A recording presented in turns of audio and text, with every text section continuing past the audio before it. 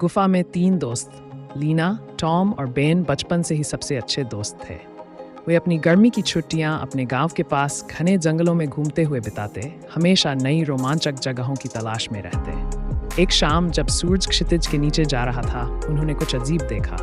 लताओं की एक मोटी परत के पीछे छिपा हुआ एक संकरा, पथरीला प्रवेश द्वार, एक गुफा। टॉम उत्साह से बोला, लताओं को हटाते हुए। बेन झिझक गया, शायद हमें अंदर नहीं जाना चाहिए, ये बहुत अंधेरा और गहरा लग रहा है। लीना, जो तीनों में सबसे निडर थी, मुस्कुराई, अरे तुम्हारा रोमांच कहाँ गया? चलो बस जरा सा अंदर झांकते हैं। टॉर्च हाथ में लेकर वे गुफा में दाखिल हुए। अंदर की हवा ठंडी थी और दीवारें नम थीं। उनके कदमों की गूंज गुफा में फैल गई और धीरे धीरे बाहर की दुनिया पीछे छूटने लगी। कुछ ही मिनटों बाद उन्हें दीवार पर अजीब सा निशान दिखाई दिया, एक प्राचीन चिन्ह जो पत्थर पर उकेरा हुआ था। लीना ने उंगलियां फेरते हुए कहा, इसका कोई मतलब जरूर होगा। अचानक गुफा के अंदर एक तेज हवा का झोंका आया और उनकी टॉर्च बुझ गई। क्या तुमने वह महसूस किया?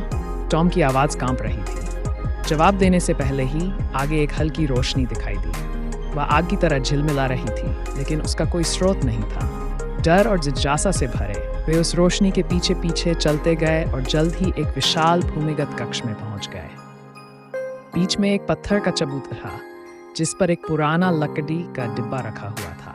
बेन ने घबराकर पूछा, हमें इसे खोलना चाहिए। लीना ने सिर हिलाया और हीरे से ढक्कन उठाया। अंदर एक सुनहरी चाबी चमक रही थी, जो रहस्यमयी रोशनी में झिलमिला रही थी। जैसे ही उसने चाबी को छुआ, गुफा जोर जोर से हिलने लगी और गहराई में कहीं से एक भारी गड़गड़ाहट गूंज उठी। हमें यहाँ से भागना होगा, टॉम चिल्लाया। वे चाबी लेकर पूरी ताकत से दौड़े, गिरते पत्थरों से बचते हुए और फिसलती जमीन पर संतुलन बनाए रखते हुए। जैसे ही वे गुफा के बाहर निकले, गुफा उनके पीछे ध्वस्त हो गई और उसके अंदर का रहस्य हमेशा के लिए दफन हो गया। हाँफते हुए वे एक दूसरे की ओर देखने लगे, फिर लीना के हाथ में रखी चाबी को देखा।